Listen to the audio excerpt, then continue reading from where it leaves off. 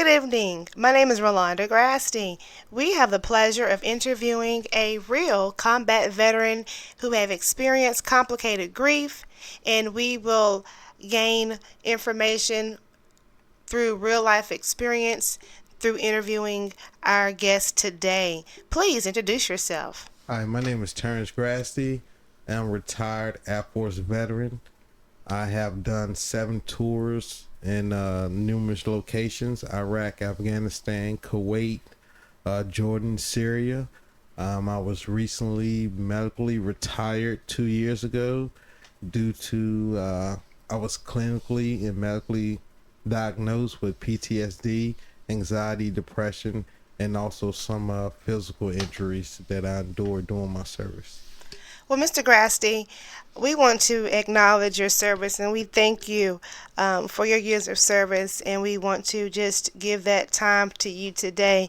And before we get started here, I do want to let you know that there's anything that I say that is incorrect or you find offensive or that needs to be excused, please do so. And I just want to give a warning to the crowd in reference to the information that might be provided today in this video session. Please give us some information regarding your experiences with mental health and suicide as a combat veteran. Mental health and suicide in the military is it's much bigger than what people think it is. Just in when COVID hit, 2020, just the 2020-2022, I lost 4 friends to suicide. And by friends, I mean people I lived with at least maybe 2 years, give or take, that we were combined together as in stationed together. That's deployed, training, and everything. So it's really big. It's more than what people think it is, and then what I think that the government relays to the public people. So, what is your take on complicated grief? What does that mean to you? What jumps out to you when I say complicated grief? I think complicated grief, especially to a veteran, um, we are taught nothing's complicated, everything is doable. So we are taught that everything must be put to the back burner, if that makes sense. So the mission is mission first, people second. And so mental health is a stigma. Like you don't want to be that person to go to the doctor to let your teammates down, or be that person that can't deploy and someone else got to take your spot. And when we lose someone, we don't know how to deal with it, and then that's when it becomes complicated. Thank you for sharing. Do you find services or options available for veterans who are experiencing or have experienced those same exact feelings you expressed today? If you look around, how many homeless veterans do you see just on a daily basis?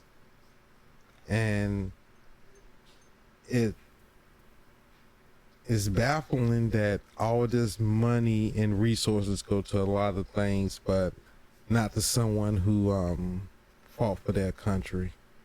And it's pretty sad that we get out and we have nowhere to turn to. And I have my own personal stories too, just like excuse me, the VA, they I waited 8 months just to get an appointment. Go back and record. And so You don't have to answer if that was great there, Mr. Grassi, in reference to some of the service options available. As I mentioned earlier, in my research, I found very little information in reference to details regarding information directly from an actual combat veteran. The information found and gathered was information from widowers or family members who have been left behind, but no information from actual veterans that I found from government, period.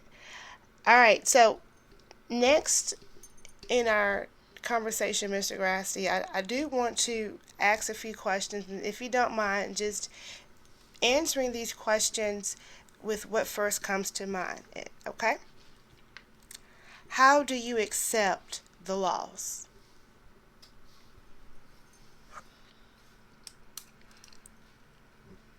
What does that look like for you, Mr. Grasty? I think being a veteran, you never accept it. You just live with it, and you ask yourself most times why not? Why it wasn't you, or what you could have done, or why you couldn't be there if that was your friend. How do you process the pain of the loss? What does that look like for You you? want to know the honest answer? Please provide that for the group if you don't mind sharing. Most veterans turn to alcohol and drugs. Some go fishing. Some, but majority turn to alcohol and drugs because you have nowhere else to turn to.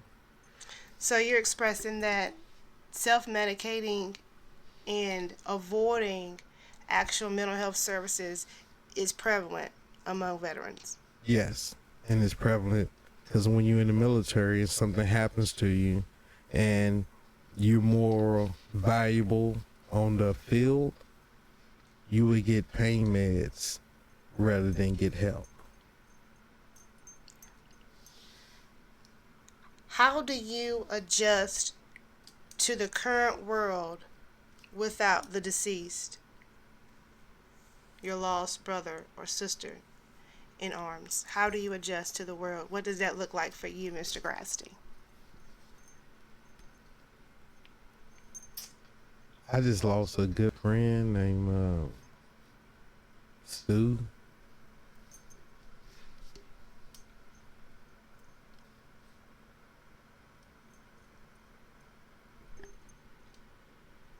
Can we take a break? I'm sorry, honey. Thank you for sounding the alarm, Mr. Grasty, and we always want to remain respectful um, to your space and energy. And I just want to allow a moment to reflect on those moments where the question was posed: how do you adjust to a world without the deceased? What happened in that moment, if you don't mind sharing? Just the thought of that this is real and it's unexplainable if more to say. I think you have to be a veteran, and this is no disrespect to the public civilian, but it's more of a brotherhood. If no one knows why, if you see people doing on the social media like the 22 push-up challenge, um, in the veteran community, the reason why it's that is because we lose 22 veterans a day to suicide. 22. Mr. Grassi, I have a question there. Um, how do you find ways to remember that deceased brother or sister in arms and continue your journey in life? How do you find ways to do that? As a veteran, you just remember how you knew that person would put that life on the line for you. And it's a lot of people who I am closer to. I met in the military, did my own family. And you just live with the thought of, you know you know who that person really was. And you knew that, and as a veteran, you know that there's no help.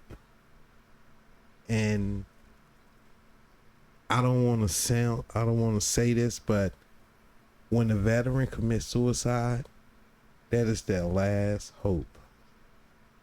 They have seeked out all other options. I promise you that. They have. And we live with that grief every day. That was very touching, Mr. Grasty, and it was very insightful to the long road ahead regarding combat veterans and just veterans in general when working in mental health and behavioral health and the Pacific topic of suicide. I want to acknowledge your time today and thank you for sharing such great details and brave stories in reference to suicide and mental health among combat veterans. Do you have any final remarks, Mr. Grasty, or points that you want to share in reference to this topic today? Um, I don't know if this, but not just veterans. If you see someone, it's okay to ask somebody how they doing. So I don't want to take up too much of your time, but just ask someone how they doing. It makes a big difference. Thank you for joining us today, Mr. Grasty. And today's interview, we definitely established what complicated grief looks like for a combat veteran and also real life information regarding the task theoretical perspective regarding complicated grief and the action it requires to move forward, to move through these phases, these processes, to find a meaningful life through loss. Thank you for your time today, Mr. Grasty, and we wish you nothing but continued success in health. Thank you. Thank you.